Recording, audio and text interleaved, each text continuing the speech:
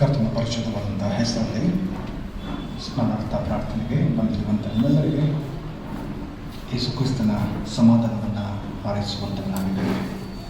ಬೇರೆ ಸುಮಂಕಾಂತ್ ಕರ್ತನಲ್ಲಿ ನಿದ್ರೆ ಹೋಗಿ ಇಂದಿಗೆ 11 ದಿವಸ.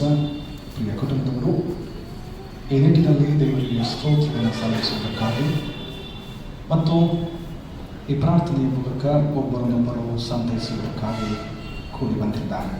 ಈ ನಿಟ್ಟಿನಲ್ಲಿ ನಮ್ಮ ಪ್ರಾರ್ಥನೆ, ನಮ್ಮ ಎಲ್ಲ ಕಾರ್ಯಗಳು ದೇವರಿಗೆ ಮಹಿಮೆಯನ್ನು ತರಲಿ ಮತ್ತು ಕುಟುಂಬದವರನ್ನು ಸಂತೈಸಲಿ ಎಂಬುದಾಗಿ ಹಾರೈಸ್ತೇವೆ. ತಂದೆ, ಕುಮಾರ, ಪರಿಶುದ್ಧಾತ್ಮನಾಗಿರುವಂಥ ತ್ರೈಕದ ನಾಮದಲ್ಲಿ ಈ ಪ್ರಾರ್ಥನೆಯನ್ನು ಆರಂಭಿಸ್ತೇವೆ. 102ನೇ ಕೀರ್ತನೆಯನ್ನು ಹಾಡೋಣ. ನಿತ್ಯ ವಾಕ್ಯವ ಅಂತ ಬಹುದಯ.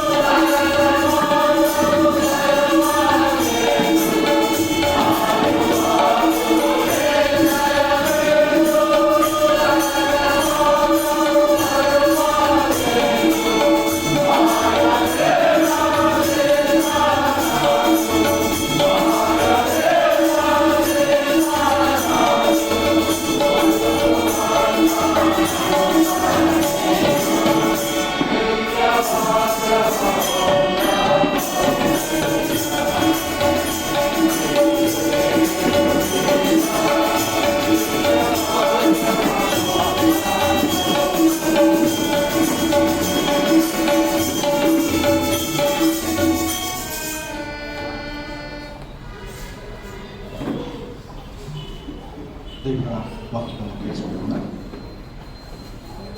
ಪೌಲನು ಥೆಸಲೋನಿಕರಿಗೆ ಬರೆದಂಥ ಮೊದಲ ಪತ್ರಿಕೆ 4ನೇ ಅಧ್ಯಾಯ ವಚನ 13ರಿಂದ 18ರವರೆಗೆ. ಥೆಸಲೋನಿಕ ಮೊದಲ ಪತ್ರ 4ನೇ ಅಧ್ಯಾಯ ವಚನ 13ರಿಂದ 18ರವರೆಗೆ. ಸಹೋದರರೇ, ನಿದ್ರೆ ಹೋಗುವವರ ಗತಿ ಏನೆಂದು ನೀವು ತಿಳಿದಿದ್ದು, ನಿರೀಕ್ಷೆ ಇಲ್ಲದವರಾದ ಇತರರಂತೆ ದುಃಖಿಸುವುದು ನಮ್ಮ ಮನಸ್ಸಿಗೆ ಒಪ್ಪುವುದಿಲ್ಲ. ಯೇಸು ಸತ್ತು ಜೀವಿತನಾಗಿ ಎದ್ದನೆಂದು ನಾವು ನಂಬಿದ ಮೇಲೆ ಅದರಂತೆ ಯೇಸುವಿನ ನಿಂತುಕೊಂಡು ನಿದ್ರೆ ಹೋಗುವವರನ್ನು ಸಹ ದೇವರು ಆತನೊಡನೆ ಕರೆದುಕೊಂಡು ಬರುವನೆಂದು ನಂಬಬೇಕಲ್ಲವೇ? ನಾವು ಕರ್ತನ ಮಾತಿನ ಆಧಾರದಿಂದ ನಿಮಗೆ ಹೇಳುವುದು ಏನೆಂದರೆ, ಕರ್ತನು ಪ್ರತ್ಯಕ್ಷನಾಗುವವರೆಗೂ ಜೀವದಿಂದುಳಿದಿರುವ ನಾವು ನಿದ್ರೆ ಹೋದವರಿಗಿಂತ ಮುಂದಾಗುವುದಿಲ್ಲ. ಕರ್ತನು ತಾನೇ ಆಜ್ಞಾಘೋಷದೊಡನೆಯೂ ಪ್ರಧಾನ ದೇವದೂತನ ಶಬ್ದದೊಡನೆಯೂ ದೇವರ ತುತ್ತೂರಿಯ ಧ್ವನಿಯೊಡನೆಯೂ ಆಕಾಶದಿಂದ ಇಳಿದು ಬರುವನು. ಆಗ ಕ್ರಿಸ್ತನಲ್ಲಿರುವ ಸತ್ತವರು ಮೊದಲು ಎದ್ದು ಬರುವರು. ಆಮೇಲೆ ಜೀವದಿಂದುಳಿರುವ ನಾವು ಅಂತರಿಕ್ಷದಲ್ಲಿ ಕರ್ತನನ್ನು ಎದುರುಗೊಳ್ಳುವುದಕ್ಕಾಗಿ ಅವರ ಸಂಕಟದಲ್ಲಿ ಮೇಘವಾಹನರಾಗಿ ಪಕ್ಕನೆ ಒಯ್ಯಲ್ಪಡಬೇಕು. ಹೀಗಾಗಿ ನಾವು ಸದಾಕಾಲವೂ ಕರ್ತನ ಜೊತೆಯಲ್ಲಿರುವು. ಆದ ಕಾರಣ ಈ ಮಾತುಗಳಿಂದ ಒಬ್ಬರನ್ನೊಬ್ಬರು ಸಂತೈಸಿರಿ ಎಂಬುದು.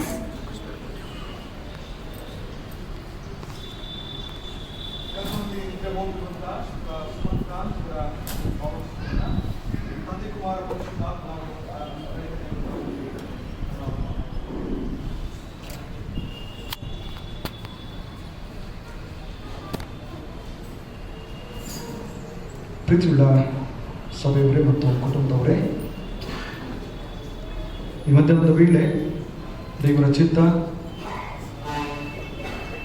ಈ ರೀತಿಯಾಗಿ ಸೇರಿ ಬರುವಂತಹ ಅವಕಾಶ, ಎಲ್ಲಕ್ಕಿಂತ ಹೆಚ್ಚಾಗಿ ದೇವರ ವಾಕ್ಯದಿಂದ ಪ್ರಾರ್ಥನೆಯಿಂದ ಬಲ ಹೊಂದುವಂತಹ ನಿಟ್ಟಿನಲ್ಲಿ ಕರ್ತನಲ್ಲಿ ನಿದ್ರೆ ಹೋದಂಥ ಸುಮನ್ ಕಾಂತಿಯವರ ನೆನಪಿನಲ್ಲಿ 39 ವರ್ಷಗಳ ಅವರ ಜೀವನ ಪ್ರಯಾಣಕ್ಕಾಗಿ ದೇವರಿಗೆ ಸ್ತೋತ್ರವನ್ನು ಸಲ್ಲಿಸುವಂಥ ನಿಟ್ಟಿನಲ್ಲಿ ವಿಶೇಷವಾಗಿ ಅವರಿದ್ದಂಥ ಜೀವಮಾನ ಕಾಲಗಳಲ್ಲಿ ಅವರು ಕ್ರಿಸ್ತನ ನಂಬಿಕೆಯಲ್ಲಿ ಇದ್ದರು, ಸಭೆಯಲ್ಲಿ ಕ್ರಿಸ್ತನ ಅಂಗವಾಗಿ ಇದ್ದರು ಎನ್ನುವಂಥ ವಿಷಯಗಳಿಗಾಗಿ ದೇವರಿಗೆ ಸ್ತೋತ್ರವನ್ನು ಸಲ್ಲಿಸಬೇಕಾಗಿದೆ. ಇದರಿಂದ 11 ದಿವಸಗಳ ಹಿಂದೆ 23ನೇ ತಾರೀಕು ನಾವು ಚಿಕ್ಕಮಗಳೂರಿನ ಎನ್ನಾಪುರದ ಸಭೆಯಲ್ಲಿ ನಮ್ಮ ಸಭೆಯ ಒಬ್ಬ ಯವನಸ್ಥ ಮಗಳ ವಿವಾಹಕ್ಕೆ ಹೋಗಲಿಕ್ಕೆ ಸಿದ್ಧತೆ ಮಾಡಿಕೊಳ್ತಾ ಇದ್ದೆ. 22ನೇ ತಾರೀಕು 5 ತಾಸು ಮೊದಲಿಗೆ ನಮ್ಮ ಸಭೆಯ ಇನ್ನೊಬ್ಬರು ಕುಮಾರಿ ಡೆಲೀಲಾ ಇವರ ಮರಣ ಆಯಿತು ಎನ್ನುವಂಥ ಕರೆ ಬಂದಿತ್ತು. ಹಾಗೆ 10 ನಿಮಿಷಕ್ಕೆ ಮತ್ತೆ ಸುಮನ್ ಕಾಂತ್ ಕರ್ತನಲ್ಲಿ ನಿದ್ರೆ ಹೋದರು ಎನ್ನುವಂಥ ವಿಷಯ ಒಂದು ರೀತಿಯಲ್ಲಿ ನನಗೆ ಸ್ವೀಕಾರ ಮಾಡಿಕೊಳ್ಳಲಿಕ್ಕೆ ಸಮಯ ಹಿಡಿತು. ಯಾಕಂದ್ರೆ ಈ ರೀತಿಯಾಗಿ ಆಕಸ್ಮಿಕವಾಗಿ ಕರ್ತನಲ್ಲಿ ನಿದ್ರೆ ಹೋಗುವಂತ ಘಟನೆಗಳು ಇತ್ತೀಚಿನ ದಿನಗಳಲ್ಲಿ ಬಹಳ ಹೆಚ್ಚಾಗ್ತಾ ಇರೋದ್ರಿಂದ ಆರೋಗ್ಯದ ಸಮಸ್ಯೆ ಇಲ್ಲ, ಬೇರೆ ಯಾವುದೇ ಸಮಸ್ಯೆ ಇಲ್ಲ, ಎಲ್ಲವೂ ಸರಿ ಇದ್ದು ಇದ್ದಕ್ಕಿದ್ದ ಹಾಗೆ ಪ್ರಾಣ ಹೋಗುವಂತಹ ಈ ಘಟನೆಗಳನ್ನ ನಾವು ಅರಗಿಸಿಕೊಳ್ಳುವಂಥದ್ದು ಬಹಳಷ್ಟು ಕಷ್ಟ. ಅದೊಂದು ಪ್ರಾಮುಖ್ಯವಾಗಿ ಯೌವನ ಪ್ರಾಯದಲ್ಲಿರುವಾಗ ಹೆಂಡತಿ ಪುಟ್ಟ ಮಗು ಅಪಾರವಾದಂಥ ಬಂದಿರುವಾಗ ಈ ವಿಷಯವನ್ನ ಸ್ವೀಕಾರ ಮಾಡಲಿಕ್ಕೆ ಬಹಳಷ್ಟು ಕಷ್ಟವಾಗ್ತದೆ. ಕುಟುಂಬವಲ್ಲದೆ ಇರುವಂಥವರಿಗೆ ಈ ವಿಷಯ ದುಃಖವನ್ನು ತರ್ತದೆ. ಇನ್ನು ಕುಟುಂಬವಾಗಿದ್ದು ಆ ಕುಟುಂಬದ ಮಗನು ಈ ರೀತಿಯಾಗಿ ಅಕಾಲಿಕವಾದ ಮರಣಕ್ಕೆ ಒಳಗಾಗಿರುವಂಥ ಸಂಗತಿ ನಿಜಕ್ಕೂ ಆಘಾತವನ್ನು ಉಂಟು ಮಾಡ್ತದೆ. ಆದರೆ ಕುಟುಂಬದವರು ಈ ದಿನ ಅರ್ಥ ಮಾಡಿಕೊಳ್ಳಬೇಕಾದಂಥ ವಿಷಯ ಅಂದರೆ ಸುಮನ್ಕಾಂತ್ ಈ ಲೋಕದ ಯಾತ್ರೆಯನ್ನು ಮುಗಿಸಿದ್ದಾರೆ. It's no more. ದೈಹಿಕವಾಗಿ ಅವರ ಜೀವನ, ಅವರ ಆಯುಷ್ಕಾಲ ಮುಗಿದು ತಮ್ಮನ್ನು ಒಪ್ಪಿಸಿಕೊಟ್ಟಿದ್ದಾರೆ. ಯಾರು ಕೇಳ್ತಾ ಇದ್ರಂತೆ ಮರಣ ಅಂದ್ರೆ ಏನು ಅಂದ್ರೆ, ಬರಹಗಾರ ಚಂದವಾಗಿ ಬರೆಯುತ್ತಾ ಹೇಳ್ತಾನೆ, ಮರಣ ಅಂದ್ರೆ ಜೀವನದಲ್ಲಿ ಎರಡು ರೀತಿಯಾಗಿ ಅನುಭವಕ್ಕೆ ಬರ್ತದೆ. ಒಂದು, ನಿದ್ರೆ ಮಾಡುತ್ತಿರುವಂಥ ಪ್ರತಿಯೊಬ್ಬ ವ್ಯಕ್ತಿಯು ಮರಣದ ಸ್ಥಿತಿಯಲ್ಲಿ ಇರ್ತಾರೆ. ಹಾಗಾಗಿ ನಿದ್ರೆ ಮಾಡುವಂಥ ಪ್ರತಿಯೊಬ್ಬ ವ್ಯಕ್ತಿಯ ಸ್ಥಿತಿ ಅಂದರೆ ಅದೊಂದು ಚಿಕ್ಕದೊಂದು ಮರಣ ಅಂತ. ಮರಣಕ್ಕೆ ಒಳಗಾಗಿರುವಂಥ ಪರಿಸ್ಥಿತಿ ಅಂದರೆ ದೊಡ್ಡದೊಂದು ಮರಣ ಅಂತ. ನಿದ್ರೆ ಚಿಕ್ಕದೊಂದು ಮರಣ, ಸಾವು ದೊಡ್ಡದೊಂದು ಮರಣ. ಪ್ರಿಯರೇ, ಈ ರೀತಿಯ ಪರಿಸ್ಥಿತಿಗಳಾದಾಗ ನಮಗಿರುವಂಥ ಏಕೈಕವಾದಂಥ ಮಾರ್ಗ, ಆಶ್ರಯ ಅಂದರೆ ದೇವರ ವಾಕ್ಯ, ಪ್ರಾರ್ಥನೆ, ದೇವರನ್ನು ನಿರೀಕ್ಷೆ ಮಾಡಿಕೊಳ್ಳುವಂಥದ್ದು. ಈ ರೀತಿಯ ಆಘಾತಗಳನ್ನು ಸ್ವೀಕಾರ ಮಾಡಿ ಅದರಿಂದ ಹೊರಗೆ ಬರಲಿಕ್ಕೆ ಮಾರ್ಗವನ್ನು ಹುಡುಕುವಾಗ, ಪ್ರಿಯರೇ, ಮನುಷ್ಯರು ಅಲ್ಲ, ಸಂಬಂಧಿಕರು ಅಲ್ಲ, ಸ್ನೇಹಿತರು ಅಲ್ಲ, ಒಡ ಹುಟ್ಟಿದವರು ಅಲ್ಲ, ಇದರಿಂದ ಹೊರಗೆ ಬರಲಿಕ್ಕಿರುವಂಥ ಏಕೈಕ ಮಾರ್ಗ ಅದು ದೇವರ ಸಮಾಧಾನದ ಮಾರ್ಗ. ದೇವರ ಹೊರತಾಗಿ ನಮಗೆ ಈ ರೀತಿಯ ದುಃಖದಿಂದ, ಆಘಾತಗಳಿಂದ ಹೊರಗೆ ಬರಲಿಕ್ಕೆ ಯಾರ ಮಾತುಗಳು ಸಹಾಯ ಮಾಡ್ತವೆ? ಅಂತಿಮವಾಗಿ ಅದು ದೇವರ ಸಮಾಧಾನದ ಮೂಲಕವಾಗಿ ಆಗುವಂಥದ್ದಾಗಿದೆ. ಅದನ್ನು ಈಗ ದೇವರ ವಾಕ್ಯದಲ್ಲಿ ನಾವು ಕೇಳ್ತಾ ಇದ್ದೇವೆ. ಥೆಸಲೋನಿಕ ಪತ್ರಿಕೆಯಲ್ಲಿ ಪೌಲನು ಬರೆಯುವಾಗ, ಥೆಸಲೋನಿಕ ಸಭೆಯಲ್ಲೂ ಈ ರೀತಿಯ ಮರಣಗಳು ಆಗುವಾಗ ಬಹಳಷ್ಟು ದುಃಖ ಪಡ್ತಾ ಇದ್ರಂತೆ. ಎಷ್ಟರ ಮಟ್ಟಿಗೆ ಅಂದರೆ, ಒಮ್ಮೆಲೆ ಈ ರೀತಿಯ ಮರಣಗಳಾದಾಗ ನಂಬಿಕೆಯನ್ನೇ ಬಿಟ್ಟು ಹೋಗಬೇಕು ಎಂಬುದಾಗಿ ಅನೇಕರು ತೀರ್ಮಾನ ಮಾಡ್ತಾ ಇದ್ರಂತೆ. ಪೌಲನು ಅವರೆಲ್ಲರನ್ನ ಉದ್ದೇಶಿಸಿ ಈಗ ಬರೆಯುತ್ತಾನೆ, ಯೇಸು ಕ್ರಿಸ್ತನು ಪ್ರತ್ಯಕ್ಷನಾಗುವುದಕ್ಕಿಂತ ಮುಂಚಿತವಾಗಿ ಸಾಯುವ ಭಕ್ತರನ್ನ ಕುರಿತು ಹೇಳ್ತಾನೆ. ಈ ಸೆಕೆಂಡ್ ಕಮಿಂಗ್ ಏನಂತ ಇದೆ, ಅದು ನಡೆಯುವವರೆಗೆ ಮುಂಚೆಯೇ ತೀರಿ ಹೋದಂಥವರ ಪರಿಸ್ಥಿತಿಗಳು ಹೇಗಿರ್ತದೆ, ಅವರ ಸ್ಥಾನ ಏನು, ಅವರ ಮುಂದಿನ ಜೀವನ ಏನು, ಅವರು ಬಿಟ್ಟು ಹೋಗಿರುವ ಕುಟುಂಬ ಏನು, ಅವರ ಪರಿಸ್ಥಿತಿ ಏನು ಎನ್ನುವಂಥ ಎಲ್ಲ ಪ್ರಾಯೋಗಿಕವಾದಂಥ ವಿಷಯಗಳನ್ನ ಪೌಲನು ಬಹಳ ಸವಿಸ್ತರವಾಗಿ ನಿರೀಕ್ಷೆಯಿಂದ ಇರುವುದಕ್ಕೆ ಬಲಿತಾನೆ.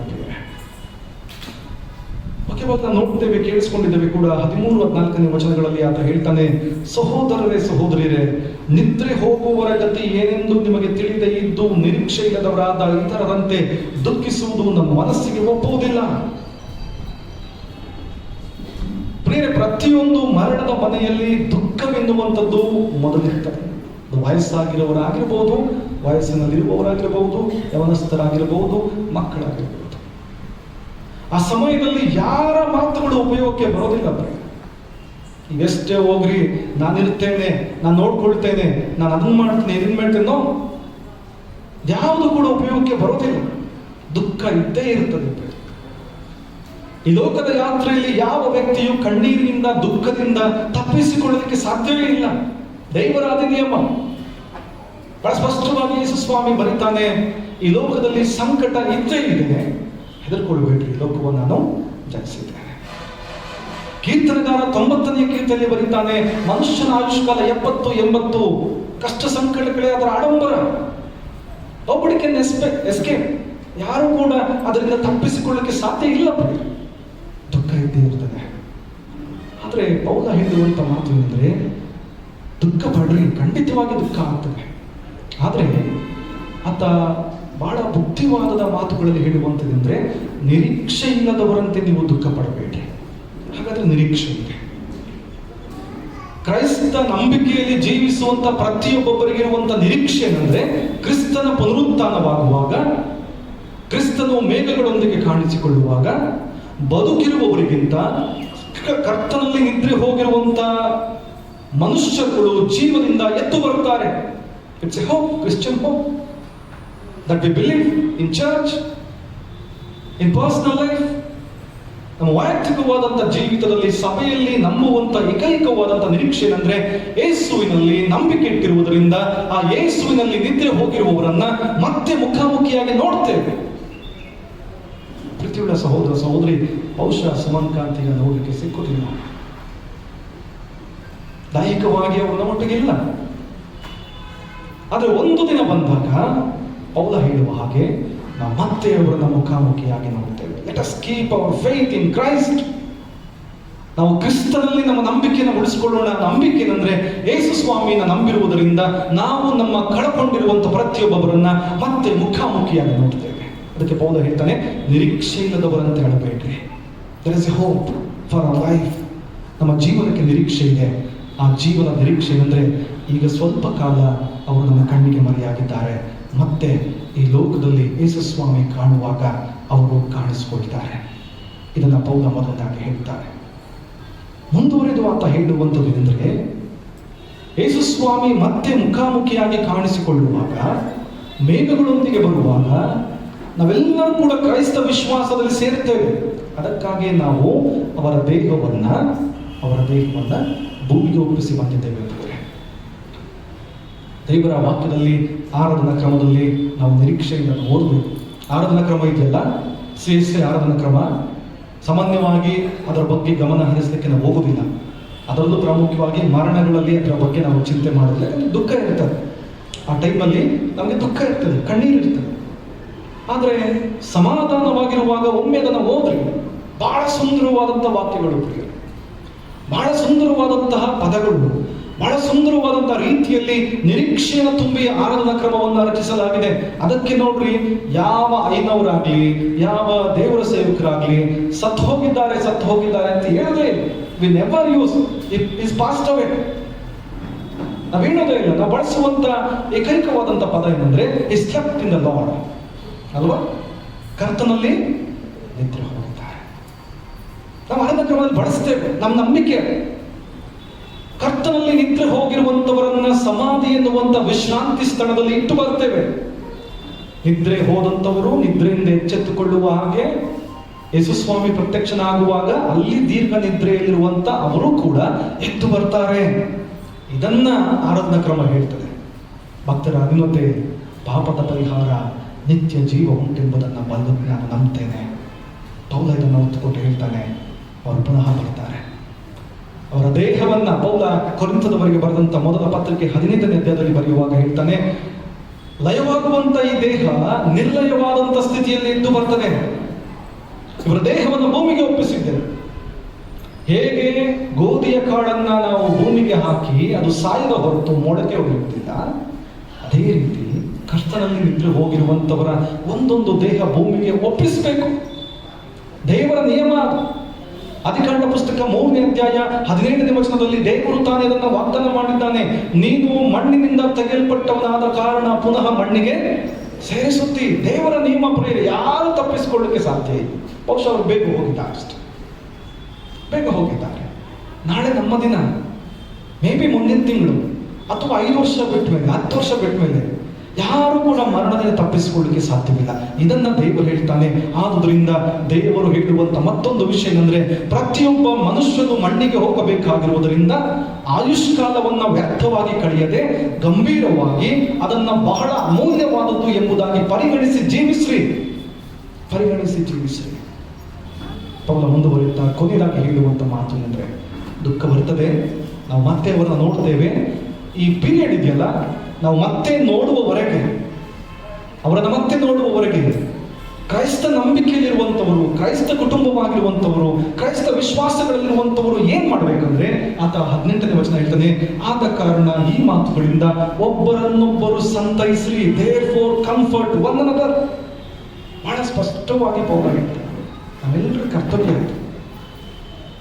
ಇಲ್ಲಿ ಬಂದಿರುವಂತ ನಿಮ್ಮೆಲ್ಲರ ಕರ್ತವ್ಯ ಏನಂದ್ರೆ, ಒಬ್ಬರನ್ನೊಬ್ಬರು ಸಂತೈಸಬೇಕು. ಇದು ಕ್ರೈಸ್ತ ನಿರೀಕ್ಷೆ. ನೋಡ್ರಿ, ಯೇಸು ಸ್ವಾಮಿ ಆ ಸತ್ತಂತ ಲಾಜರನ ಮನೆಗೆ ಹೋದಾಗ ಮಾರ್ತಳನ್ನ ಮರಿಗಳನ್ನ ಸಂತೈಸಿದಂತೆ, ಸಮಾಧಾನ ಪಡಿಸಿದ. ನಮ್ಮ ಕರ್ತವ್ಯ, ಅವರ ಪತ್ನಿ, ಅವರ ಮಗು, ಅವರ ಒಳ ಹುಟ್ಟಿದವರು, ಅಪಾರ ಬಂಧು ವರ್ಗದವರಿಗೆ ಈ ದಿನ ನಾವು ಹೇಳುವಂತ ಸಮಾಧಾನ, ಸಂತೈಸುವಿಕೆ, ಧೈರ್ಯದ ಮಾತುಗಳು ಅವರನ್ನು ಗಟ್ಟಿ ಮಾಡ್ತದೆ. ಯೇಸುವಿನ ನಂಬಿಕೆಯ ಹಾದಿಗೆ ಅವರನ್ನು ನಡೆಸಿಕೊಡ್ತದೆ. ಹಾಗಾಗಿ ಸಂತೈಸ್ರಿ, ಸಂತೈಸ್ರಿ. ಕರ್ತನಲ್ಲಿ ಪ್ರೀತಿಯುಳ್ಳ ಸಹೋದರ ಸಹೋದರಿ, ಅವರ ಮುಂದಿನ ಜೀವನದಲ್ಲಿ ಕರ್ತನ ಮಹತ್ ಕಾರ್ಯಗಳನ್ನು ಮಾಡ್ತಾನೆ. ಈ ರೀತಿಯ ಘಟನೆಗಳು ಆದಾಗ ಅದರಿಂದ ಹೊರಗೆ ಬರೋದಕ್ಕೆ ಸಮಯ ಇರ್ತದೆ, ಸಮಯ ಇರ್ತದೆ. ನೆನಪಿಟ್ಕೊಳ್ರಿ, ಇದನ್ನ ಸುಮಂತ್ ಕಾಂತ್ ಅವರ ಪತ್ನಿಗೆ ದೇವರ ವಾಕ್ಯದಿಂದ ಹೇಳುವಂತ ಮಾತು ಅಂದ್ರೆ, ಒಂದು ಶಾಂತವಾಗಿರುವಂತ ನೀರಿನಲ್ಲಿ ಕಲ್ಲನ್ನು ಎಸೆದಾಗ ಕಲ್ಲನ್ನು ಎಸೆದಂತ ರಭಸಕ್ಕೆ ಅದರ ತಳದಲ್ಲಿರುವಂತ ಕೆಸರು ಅಥವಾ ಮಣ್ಣು ಏನಾಗ್ತದೆ, ಹರಡ್ಕೊಳ್ತದೆ, ನೀರು ರಾಡಿ ಆಗ್ತದೆ. ಒಂದು ಅರ್ಧ ಗಂಟೆ ಬಿಟ್ಟಾಗ ಮತ್ತೆ ಏನಾಗ್ತದೆ, ತಿಳಿಯಾಗ್ತದೆ. ಜೀವನದಲ್ಲಿ ಹಾಗೆ ಪ್ರಿಯರೇ, ಜೀವನದಲ್ಲಿ ಹಾಗೆ ಎಷ್ಟೋ ಘಟನೆಗಳು ಈ ರೀತಿಯಾಗಿ ನಮ್ಮನ್ನು ಮಾಡಿದೆ. ಇಲ್ಲಿ ಅನೇಕರಿದ್ದಾರೆ. ನಾನು ಈಗಲೂ ಕೂಡ ನಾನು ವೆಸ್ಲಿ ಸಭೆಯಲ್ಲಿ 5 ವರ್ಷ ಇರುವಾಗ ಅನೇಕರ ಕುಟುಂಬದಲ್ಲಿ ಈಗ ಈ ರೀತಿಯಾಗಿದೆ. ಯವನಸ್ಥ ಮಕ್ಕಳನ್ನ ಕಳ್ಕೊಂಡವರಿದ್ದಾರೆ, ಪುಟ್ಟ ಮಕ್ಕಳನ್ನು ಕಳ್ಕೊಂಡಿರುವಂತಹ ಕುಟುಂಬಗಳು ನಮ್ಮಲ್ಲಿದೆ. 8-10 ವರ್ಷದ ಮಕ್ಕಳು ತೀರು ಹೋಗಿದ್ದಾರೆ. ಯವನಸ್ಥ ಮಕ್ಕಳು ಅನೇಕರು ತೀರು ಹೋಗಿದ್ದಾರೆ. ಕೆಲವರು ಮದುವೆಗೆ ಮುಂಚೆ ತೀರು ಹೋಗಿದ್ದಾರೆ, ಕೆಲವರು ಮದುವೆ ಆದ್ಮೇಲೆ ತೀರು ಹೋಗಿದ್ದಾರೆ. Eye witness for those incidents. ಆ ರೀತಿಯ ಘಟನೆಗಳಿಗೆ ನಾನು ಕಣ್ಣು ಸಾಕ್ಷಿ. ಈ ದಿನ ಅವರ ಕುಟುಂಬಗಳನ್ನು ಮತ್ತೆ ನಾನು ನೋಡುವಾಗ ದೇವರ ಮಹಾಕೃಪೆಯಿಂದ ಅವರು ಹೊರಗೆ ಬಂದಿದ್ದಾರೆ ಪ್ರಿಯರೇ. ದೇವರ ಕೃಪೆಯಿಂದ ಹೊರಗೆ ಬಂದಿದ್ದಾರೆ. ದೇವರ ಸಮಾಧಾನವನ್ನು ಹೊಂದಿಕೊಂಡಿದ್ದಾರೆ. ಆದಂತ ಘಟನೆಯನ್ನ ಅವರು ಒಪ್ಕೊಂಡಿದ್ದಾರೆ. They accepted it like anything. ಹೌದು, ಅವರು ನಮ್ಮೊಟ್ಟಿಗಿಲ್ಲ, ಆದ್ರೆ ದೇವರು ನಮ್ಮೊಟ್ಟಿಗಿದ್ದಾನೆ ಎನ್ನುವಂತ ವಚನಗಳನ್ನು ಅವರು ಹೊಂದಿಕೊಂಡಿದ್ದಾರೆ. ನಿಮ್ಮ ಕುಟುಂಬಕ್ಕೂ ದೇವರು ಅದನ್ನೇ ಸಿದ್ಧಪಡಿಸಿದ್ದಾನೆ. ದೇವರು ನಿಮ್ಮನ್ನು ಕೈ ಬಿಡುವುದಿಲ್ಲ. ಯೆಹೋಶುವನಿಗೆ ಬಹಳ ಸ್ಪಷ್ಟವಾಗಿ ದೇವರು ಹೇಳ್ತಾನೆ, ಯೆಹೋಶುವನೇ, ಮೋಶೆಯ ಜೊತೆ ಇದ್ದ ಹಾಗೆ ನಾನು ನಿನ್ನ ಜೊತೆ ಇರ್ತೇನೆ. ನೀನು ಕಾಲಿಡುವಂತ ಜಾಗದಲ್ಲಿ ನೀನು ಕೃತಾರ್ಥನಾಗ್ತೀಯ, ಸಫಲನಾಗ್ತೀಯ, ಹೆದರಬೇಡ ಎಂಬುದಾಗಿ ದೇವರು ನಿಮ್ಮನ್ನು ಬಲಪಡಿಸುವಂತವನಾಗಿದ್ದಾನೆ. ಮೇಲನಿಂದ ಬರುವಂತ ಸಮಾಧಾನ ನಿಮ್ಮ ಮನಸ್ಸಲ್ಲಿ, ನಿಮ್ಮ ಮನೆಯಲ್ಲಿ ತುಂಬಿಕೊಳ್ಳಲಿ.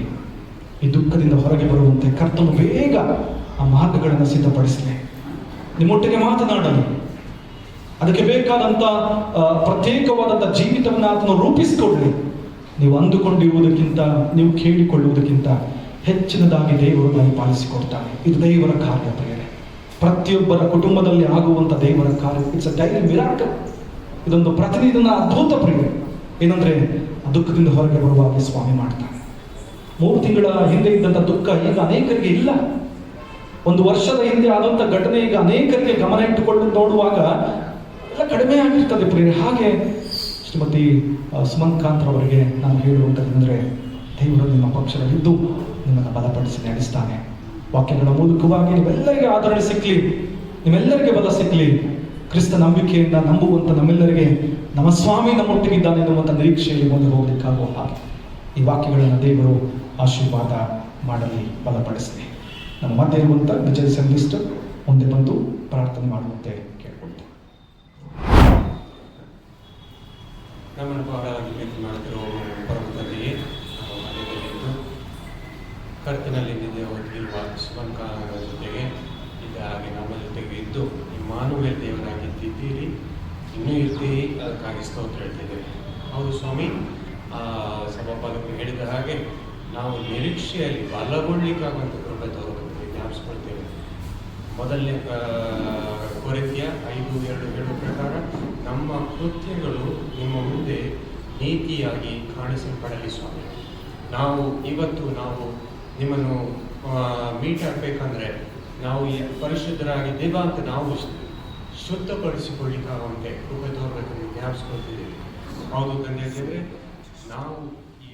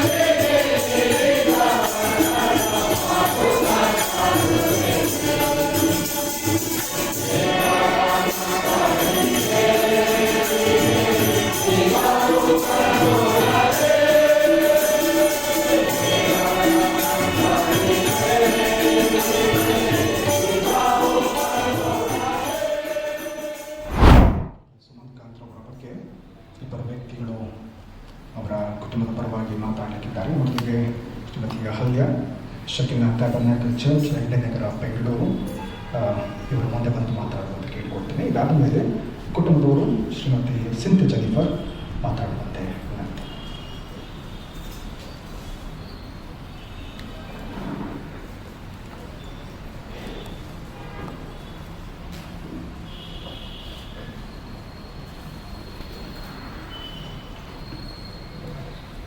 Greetings in the name of the Lord Jesus Christ. ಯೇಸುವಿನ ಹೆಸರಲ್ಲಿ ನಿಮ್ಮೆಲ್ಲರಿಗೂ ಗ್ರೀಟಿಂಗ್ಸ್ ಹೇಳ್ತೀನಿ.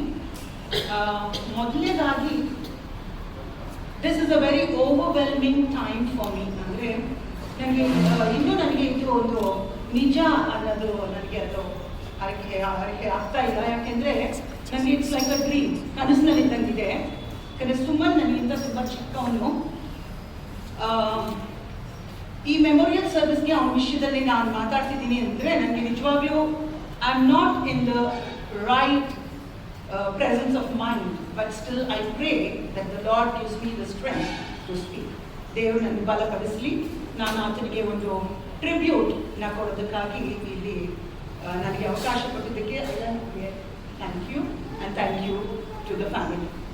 ಮೊದಲನೇದೇನೆಂದರೆ ನಾನು ಸುಮಾರು 20 years ago I met him in a wedding. I think that was his cousin's wedding, Anil and Dimpu's wedding. ಆ ಟೈಮಲ್ಲಿ ನಾನು ಮೀಟ್ ಮಾಡಿದ್ದು. And he must have been a teenager at that moment, probably 18 or 19. One thing that struck me ಅಂದರೆ ಏನಂದರೆ, ನಾನು ಅವನ್ನ ನೋಡಿದ ತಕ್ಷಣ ನನಗೆ ಅನಿಸಿದ್ದೇನೆಂದರೆ, ವಾವ್, ಈಸ್ ಅ ಹ್ಯಾಂಡ್ಸಮ್ ಬಾಯ್, ಅ ಫ್ಲಾಂಬಾಯಂಟ್ ಬಾಯ್. ನಾನು ಅವ್ನಿಗೆ ಹೋಗಿ ಹೇಳಿದೆ, ಯಾಕಂದ್ರೆ ಅವನೊಂದು ಶರ್ವಾನಿ ಹಾಕ್ಕೊಂಡು ನಿಂತಿದ್ದ, ನಿನ್ನ ನೋಡಿದ್ರೆ ಜಾನ್ ಎಬ್ರಹಾಮ್ನ ನೋಡಿದಾಗ ಆಗುತ್ತೆ ಅಂತ ಅವ್ನು ಹೇಳಿದಾಗ, he was all smiles. Really, he was a very good looking and a handsome boy. ಬಹಳ ಸುಂದರನಾದ ಒಂದು ವ್ಯಕ್ತಿ. ಅದು ಅಷ್ಟಕ್ಕೆ ಅಲ್ಲ, ಏನಂದ್ರೆ when I speak about beauty, on flamboyant, he was a good looking person ಅಂದ್ರೆ it didn't end there. ಅಷ್ಟಕ್ಕೆ ಅಲ್ಲ, ಅವನು ಒಂದು ಬಹಳ ಸುಂದರವಾದ ಹೃದಯ ಉಳ್ಳಂತ ಒಂದು ವ್ಯಕ್ತಿ. ಅದು ನನಗೆ ಯಾವ ಅನುಭವದಲ್ಲಿ ಗೊತ್ತಾಯ್ತಂದ್ರೆ, ಅಫ್ಕೋರ್ಸ್ ಯಲಹಂಕ ಫ್ಯಾಮಿಲಿ ಅವರು ಯಲಹಂಕ ಚರ್ಚ್, CHI ಚರ್ಚ್ ಮುಗಿದಾದ ನಂತರ ಎವ್ರಿ ಸಂಡೇ, ಪ್ರತಿ ಭಾನುವಾರ ಅವರು ಶೆಕನಾ ಟೆಬರ್ನಾಕಲ್ ಪ್ರೇಯರ್ ಗ್ರೂಪ್ಗೆ ಬಂದು ನಮ್ಮೊಂದಿಗೆ ಆರಾಧಿಸ್ತಿದ್ರು. ನಮ್ಮೊಂದಿಗೆ ಅವರು ದೇವರಲ್ಲಿ ಬಲ ಹೊಂದ್ಕೊಳ್ತಿದ್ರು. ಆ ಪರಿಸ್ಥಿತಿಯಲ್ಲಿ ಸುಮನ್ ಸಹ ನಮ್ಮ ಜೊತೆಗೆ ಬಂದು ನಮ್ಮಲ್ಲಿ ಈ ಸಭೆಯಲ್ಲಿ ಆರಾಧಿಸೋದು ಮತ್ತು ಆತನಿಗಿದ್ದಂಥ ಒಂದು ಆಸಕ್ತಿ. Was a very enthusiastic person. ಅಂದರೆ ಅವನು he was not a fake person, ಅವನಲ್ಲಿ he was a genuine person. ಅವನು ನಿಜವಾಗ್ಲೂ ಅವ್ನು ಮಾಡ್ತಾ ಇದ್ದಿದ್ದಲ್ಲಿ ಯಾವುದನ್ನು ಒಂದು ಊಟಾಟಕ್ಕೆ ಆಗಲಿ ಏನೂ ಇರಲಿಲ್ಲ. ಅವನು ಪ್ರಾರ್ಥನೆ ಮಾಡೋದೇ ಆಗಲಿ, ಅವನು ಸಭೆಯಲ್ಲಿ ಅಲ್ಲಿ ಚರ್ಚಲ್ಲಿ ಬಂದು ಒಂದು ಊಟ ಬಡಿಸೋದೇ ಆಗಲಿ, ಅಥವಾ ಒಬ್ಬರನ್ನ ಸಂತೈಸೋದೇ ಆಗಲಿ, ಒಬ್ಬರನ್ನ ತಿದ್ದದೇ ಆಗಲಿ, ಅವನು ಬಹಿರಂಗವಾಗಿ ಓಪನ್ ಆಗಿ ಮಾಡ್ತಾ ಇದ್ದಿದ್ದು. That was a very appealing character of his, personality of his. ಯಾಕಂದರೆ ದ ಸೂಪರ್ಫಿಷಿಯಲ್ ವರ್ಲ್ಡ್ ಈಗ ನೋಡುವಾಗ there is a lot of show, but in Suman there was no show. He was genuine to the core. ಅವನಲ್ಲಿ ಒಂದು real person ನಾವು ನೋಡ್ತೀವಿ.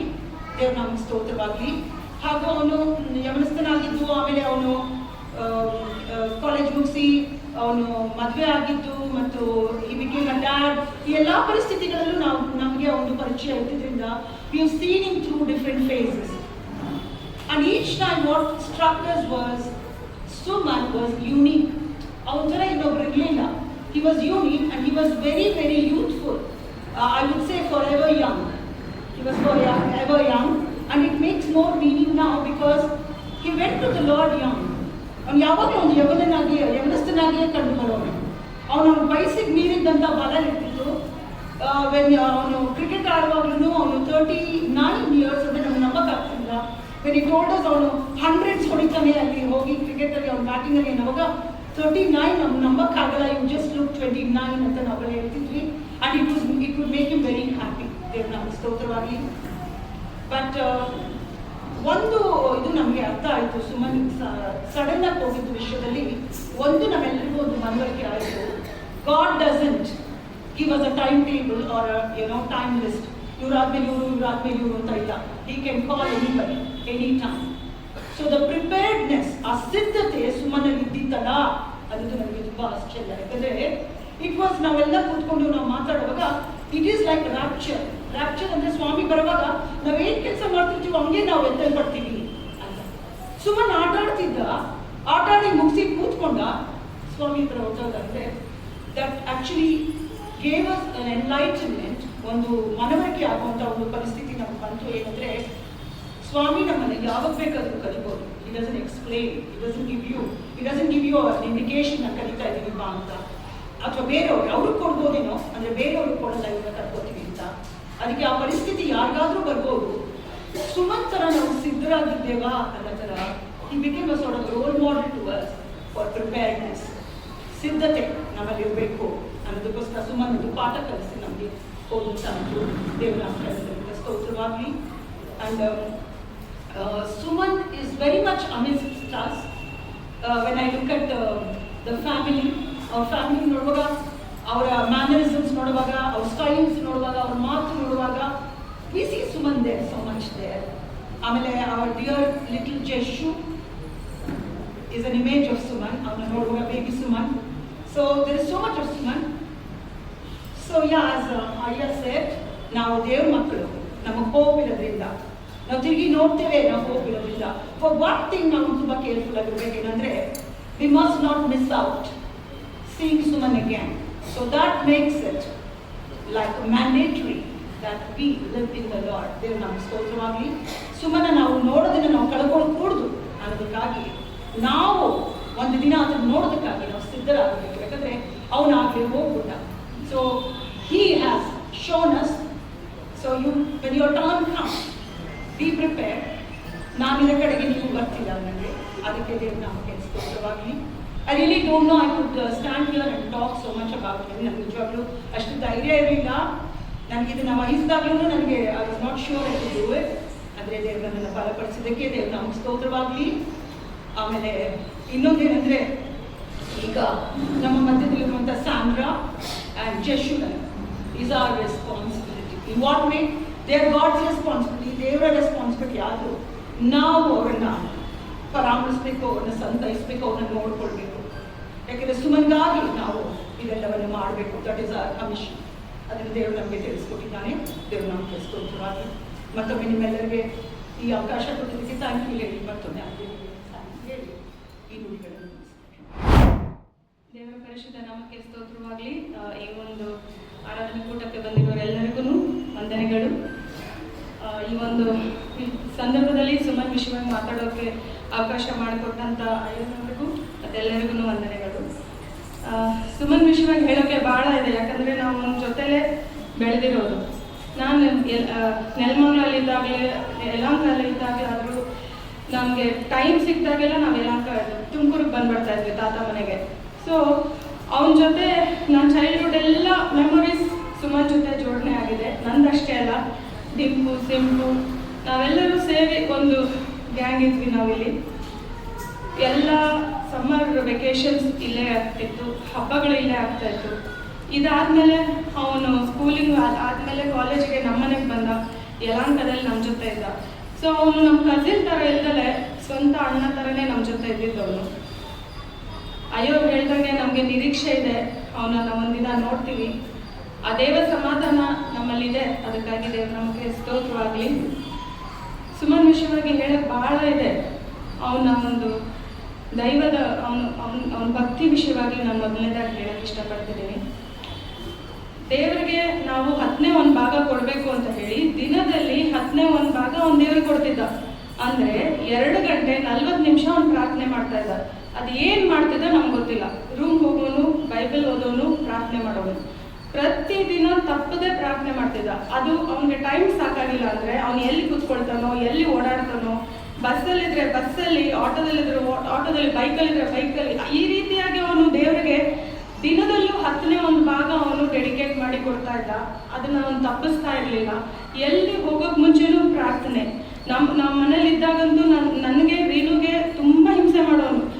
ರಾತ್ರಿ ಅಂದ್ರೆ 3 ಗಂಟೆ ಆದ್ರೆ 3 ಗಂಟೆಗೆ ಎಬ್ಬಿಸ್ತಿದ್ದ. ಎದ್ದೇಳಿ ಪ್ರೇಯರ್ ಮಾಡೋಣ, ನಾವು ದೇವ್ರಿಗೋಸ್ಕರ ಟೈಮ್ ಕೊಡ್ಬೇಕು. 5 ಗಂಟೆ ಆದ್ರೆ 5 ಗಂಟೆಗೆ ಎಬ್ಬಿಸ್ತಾ ಇದ್ದ. ಈ ರೀತಿಯಾಗಿ ನಮ್ಮನ್ನು ಕಂಟಿನ್ಯೂಸ್ ಆಗಿ ದೇವರಲ್ಲಿ ಬೆಳೆಯೋದಕ್ಕೆ ಅವನು ಒಬ್ಬ ಕಾರಣ ಆದ. ನಾವು ಇಲ್ಲಿ ದೇವರ ಭಯಭಕ್ತಿಯಲ್ಲಿ ನಡೆಯೋದಕ್ಕೆ, ವಾಕ್ಯಗಳನ್ನು ತಿಳ್ಕೊಳ್ಳೋದಕ್ಕೆ ಅವನೊಬ್ಬ ರೋಲ್ ಮಾಡೆಲ್ ಆದ. ನಮ್ಮನ್ನ ಉತ್ತೇಜಿಸ್ತಾ ಇದ್ದ.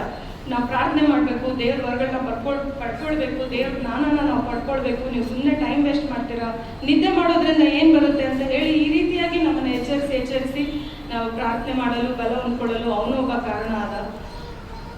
ಮತ್ತೆ ತುಮಕೂರವ್ರಿಗೆಲ್ಲರಿಗೂ ಗೊತ್ತು, ನಾವು ಅವನ್ನ ಕಾಕ ಅಂತ ಕರಿತಾ ಇದ್ವಿ. ಈಗಲೂ ನಾವು ಅವನ ಪ್ರೀತಿಯಿಂದ ಹಂಗೇನೆ ಕರಿತಾ ಇದ್ದಿದ್ದು. ಅವನು ನಮ್ಗೆಲ್ಲರಿಗೂ ಒಂದೊಂದು ಹೆಸರಿಟ್ಟಿದ್ದ. ನಮ್ಮ ಹೆಸರಿಂದ ಅವನು ನಮ್ಮನ್ನ ಕರಿತಾನೆ ಇರಲಿಲ್ಲ. ಮುಕುಡಿ ಅಂತ, ಲಂಕ್ಮಿ ಅಂತೆ, ಮರಿ ಅಂತೆ, ಏನೇನೋ ಹೇಳ್ತಾ ಇದ್ದ. ಆ ರೀತಿ ಎಲ್ಲ ಅವನ ನಮ್ಮನ್ನ ತುಂಬಾ ಕಾಡಿಸ್ತಿದ್ದ, ತುಂಬಾ ರೇಗಿಸ್ತಿದ್ದ. ಅವನು ಬಂದ್ರೆ ಕರ್ಕಶ ಧ್ವನಿಯಿಂದ ಕಿರ್ಚ್ತಾ ಇದ್ದ ಮನೆಯಲ್ಲಿ. ಅವನ ಮನೆಯಲ್ಲಿ ಇದ್ದಾನೆ ಅಂದ್ರೆ ಅವನದೇ ವಾಯ್ಸ್. ನೀನು ಗಂಟ್ಲು ಕಿತ್ಬಿಡ್ತೀನಿ ಕಣೋ ಅನ್ನೋಷ್ಟು ಲೆವೆಲ್ಗೆ ಫ್ರಸ್ಟ್ರೇಷನ್ ಎಲ್ಲರಿಗೂ. ಅವನ ಮನೇಲಿ ಇದ್ದಾನೆ ಅಂದ್ರೆ ಅಷ್ಟು ಕಿರ್ಚ್ತಾ ಇದ್ದ. ಈಗ ಆ ಧ್ವನಿ ಕೇಳಬೇಕು ಅನ್ಸಿದ್ರು,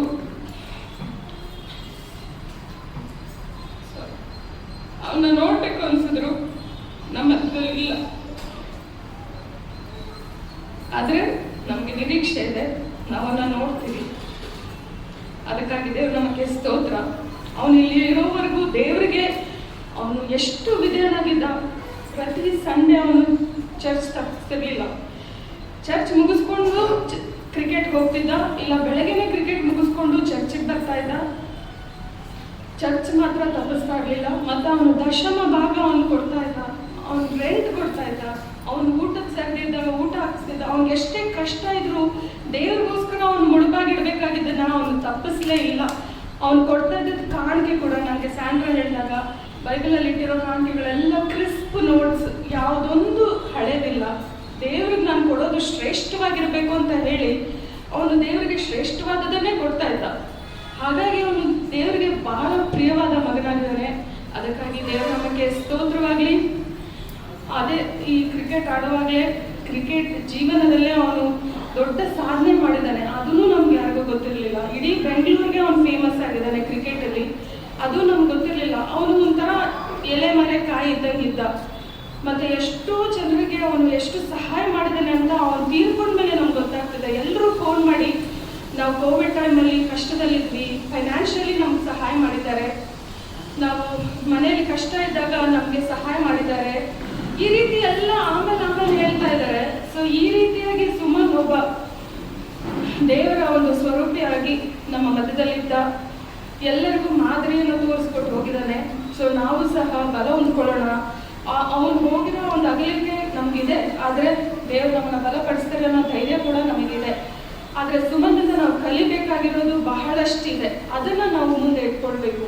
ಯಾಕಂದರೆ ಅವನು ನಮಗೊಂದು ಮಾದರಿ ತೋರಿಸಿದ್ದಾನೆ. ದೇವರೊಂದಿಗೆ ನಮ್ಮ ಸಂಬಂಧ ಹೇಗಿರಬೇಕು, ದೇವರಿಗೆ ನಾವು ಕೊಡುವಂಥದ್ದು ಹೇಗಿರಬೇಕು, ದೇವರಿಗೆ ನಾವು ಯಾವ ರೀತಿ ವಿಧೇಯರಾಗಿರ್ಬೇಕು, ಇದನ್ನೆಲ್ಲ ನಮಗೆ ತೋರಿಸ್ಕೊಟ್ಟು ಹೋಗಿದ್ದಾನೆ. ನಾವು ಅದನ್ನೆಲ್ಲ ನಾವು ಇಟ್ಕೊಂಡವರಾಗಿ ನಾವು ಇನ್ನೂ ಹೆಚ್ಚಾಗಿ ಸುಮ್ಮನ ನಮ್ಮಲ್ಲಿ ಇಟ್ಕೊಂಡು ಆ ಪ್ರೀತಿಯಲ್ಲಿ ನಾವು ಇನ್ನಷ್ಟು ಬೆಳೆಯೋಣ. ಈ ಒಂದು 2 ಮಾತು ಹೇಳೋದಕ್ಕೆ ನನಗೆ ಅವಕಾಶ ಮಾಡಿಕೊಟ್ಟಿದ್ದೆ.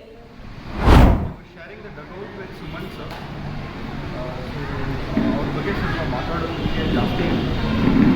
ಫಸ್ಟ್ ಥಿಂಗ್ ಇಸ್, ಅವರು ಕ್ರಿಕೆಟ್ ಆಡುವಾಗ ಅವರು ತುಂಬ ವೆರಿ ವೆರಿ ಮೆಚ್ಯೂರ್ಡ್ ಪರ್ಸನ್. ಯಾವಾಗಲೂ ಈವನ್ ಥಿಂಕ್ ಅಬೌಟ್ ವಿನ್ನಿಂಗ್.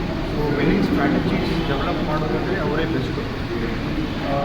ನಮ್ಮ ಕ್ರಿಕೆಟಲ್ಲಿ is like senior most player.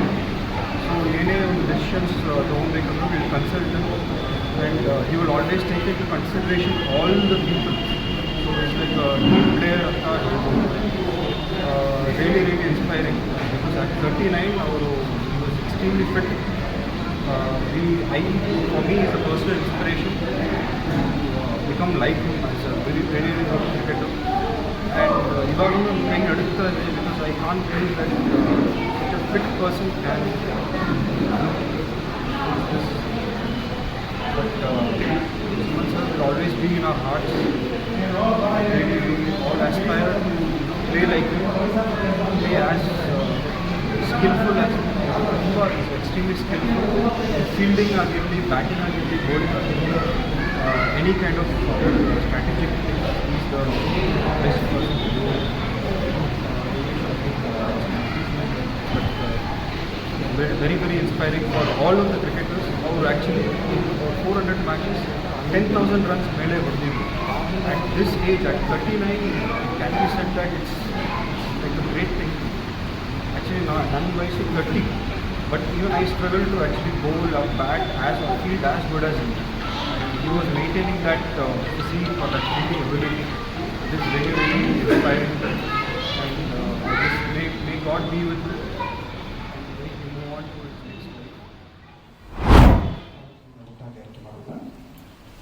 ಪರ್ವತದಲ್ಲಿ ನಾವು ಪರಿಸ್ಥಿತಿ ಎಣಿಸಲ್ಪಡಲಿ ರಾಜ್ಯದಲ್ಲಿ ಚಿತ್ತವು ಪರ್ವತದಲ್ಲಿ ಬೆಳೆದಿರುವ ಪ್ರಕಾರ ಓದಿಗಳನ್ನು ಬೆಳೆಯಲಿ ಮಾನವನ ಆಹಾರವನ್ನಾಗಿ ದಯಪಾಲಿಸು ನಮಗೆ ತಪ್ಪು ಮಾಡಿಕೊಂಡು ನಾವು ಕ್ಷಮಿಸಿದಂತೆ ನಾವು ತಪ್ಪುಗಳನ್ನು ಕ್ಷಮಿಸಿ ನಮ್ಮ ಮನುಷ್ಯರನ್ನು ಸೇರಿಸಿದ ಕೇಳಿದ ತಪ್ಪಿಸು ರಾಜ್ಯವು ಬಲವು ಮಹಿಮೆ ಸ್ಥಾನಗಳಲ್ಲಿ ಸ್ವಾಮಿ ಆಮೇಲೆ ದೇವರ ಹತ್ರ ನಮ್ಮ ಹಸ್ತಗಳು ಒಪ್ಪಿಸಿಕೊಳ್ಳೋಣ.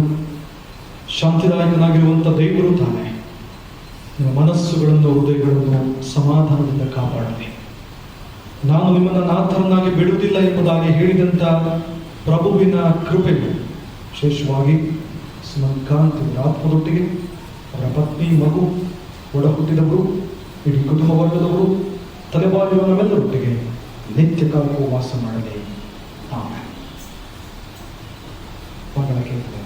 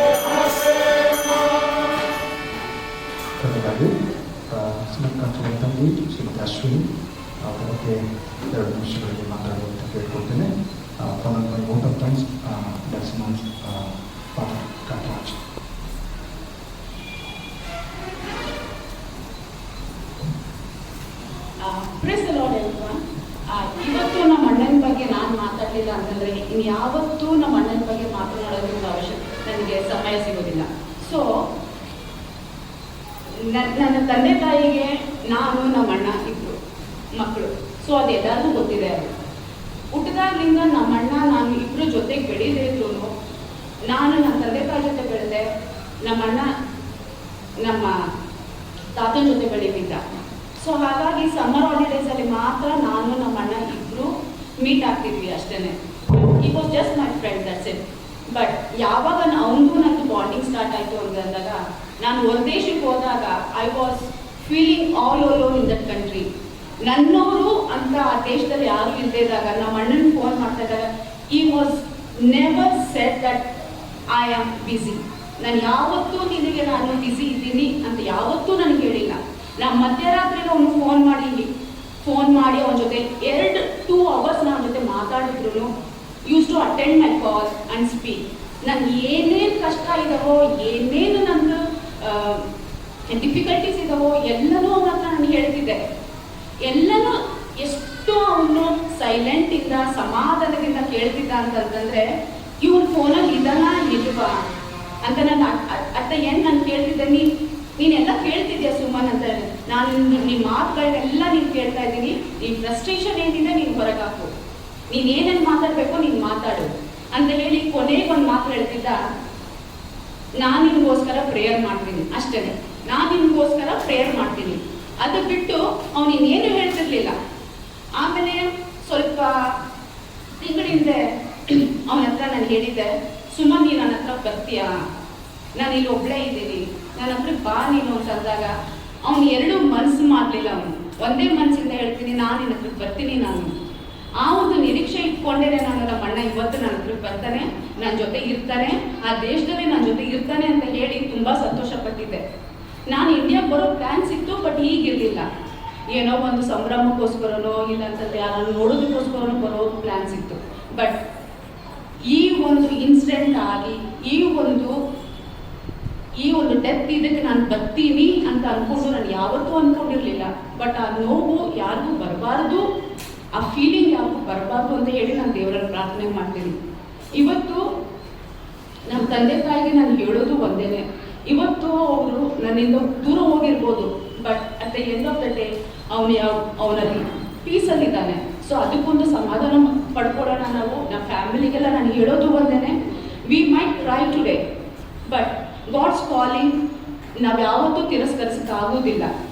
So for family will take strength, will take courage, will keep a hope saying that will see him in a day. Thank you.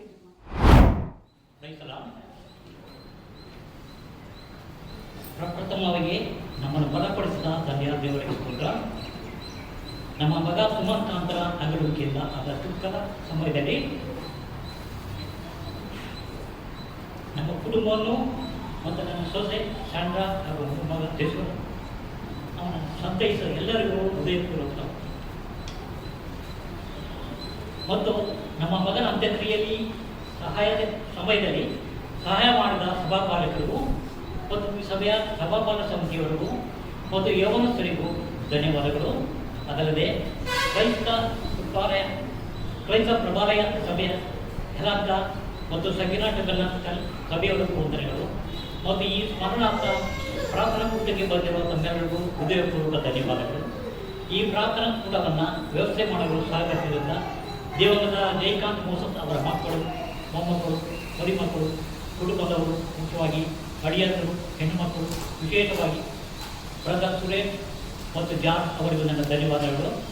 ಮುಖ್ಯವಾಗಿ ದೂರದೇಶದ ಬಂದಂಥ ಮಕ್ಕಳು ಒಡೆಯರು, ಮಗಳಿಂದ ಬಂದಂಥ ಉಡುಪಿಯಿಂದ ಬಂದಂಥ ನನ್ನ ಸೊಸೆಯ ಬಂಧು ಬಾಂಧವರಿಗೂ, ಚಿತ್ರದುರ್ಗದ ಬಂದಂಥ ನನ್ನ ಕೋಬ್ರದರ್ ಅವರ ಕುಟುಂಬವರಲ್ಲಿಗೂ, ಬೆಂಗಳೂರಿಂದ ಬಂದಂಥ ನನ್ನ ಮಗನ ಕ್ರಿಕೆಟ್ ಅಭಿಮಾನ ಬಳಗದ ಸಹಪಾಠಿಗಳು, ನನ್ನ ಹೃದಯಪೂರ್ವಕ ವಂದನೆಗಳು. ಮುಖ್ಯವಾಗಿ ನಾನು ಕೊನೆಯದಾಗಿ ಅಯ್ಯರನ್ನು ವಂದಿಸಿದ್ದಾಗಿ ಕ್ಷಮಿಸಬೇಕು. ಈ ತುಮಕೂರಿನ ವೆಸ್ಲಿ ಮಹಾಸಭೆಯ ಸಭಾಪಾಲಕರಿಂದ ಪಾಸ್ಟರ್ ಆರ್ಗನ್ ಸದಸ್ಯ ಅಯ್ಯನವರಿಗೆ, ಸಭಾಪಾಲಕ ಸಮಿತಿಯ ಪ್ರತಿಯೊಬ್ಬ ಸದಸ್ಯರು, ಮುಖ್ಯವಾಗಿ ಈ ಸಭೆಯ ಎಲ್ಲ ಸದಸ್ಯರಿಗೂ ನನ್ನ ಹೃದಯಪೂರ್ವಕ ವಂದನೆಗಳು. ವಿಶೇಷವಾಗಿ ಬಂದಿರೋ ತಮ್ಮೆಲ್ಲರಿಗೂ ಊಟದ ವ್ಯವಸ್ಥೆ ಮಾಡಲಾಗಿದೆ. ಬಂದವರಿಗೂ ಮನಸ್ಸು ತುಂಬಿ ಊಟದ ಸವಿರುಚಿಯನ್ನು ಸವಿದು ಮನಸ್ಸಲ್ಲಿ ನನ್ನನ್ನು ಪ್ರೇಮಪೂರ್ವಕ ಕೇಳ್ಕೊಳ್ತೇನೆ. Thank you. ಮತ್ತೊಮ್ಮೆ ಧನ್ಯವಾದ. ಅವರು ತಿಳಿಸಿದ ಹಾಗೆ ಊಟದ ವ್ಯವಸ್ಥೆ ಮಾಡಲಾಗಿದೆ. ವೆಜ್ ಆ್ಯಂಡ್ ನಾನ್ ವೆಜ್ ಎರಡೂ ಕೂಡ ಮಾಡಲಾಗಿದೆ. ಈ ಹಾಲ್ನಲ್ಲಿ ವೆಜಿಟೇರಿಯನ್ ಫುಡ್ಡನ್ನು ಸರ್ವ್ ಮಾಡ್ತಾರೆ. ಅಲ್ಲಿರುವಂಥ ಹಾಲ್ನಲ್ಲಿ ನಾನ್ ವೆಜಿಟೇರಿಯನ್ ಫುಡ್ಡನ್ನು ಸರ್ವ್ ಮಾಡ್ತಾರೆ. ಎಲ್ಲರೂ ಸ್ವೀಕರಿಸಿ ಹೋಗುವಂತೆ ನನ್ನ ಪ್ರೀತಿಯಿಂದ ಕೇಳ್ಕೊಳ್ತೀನಿ.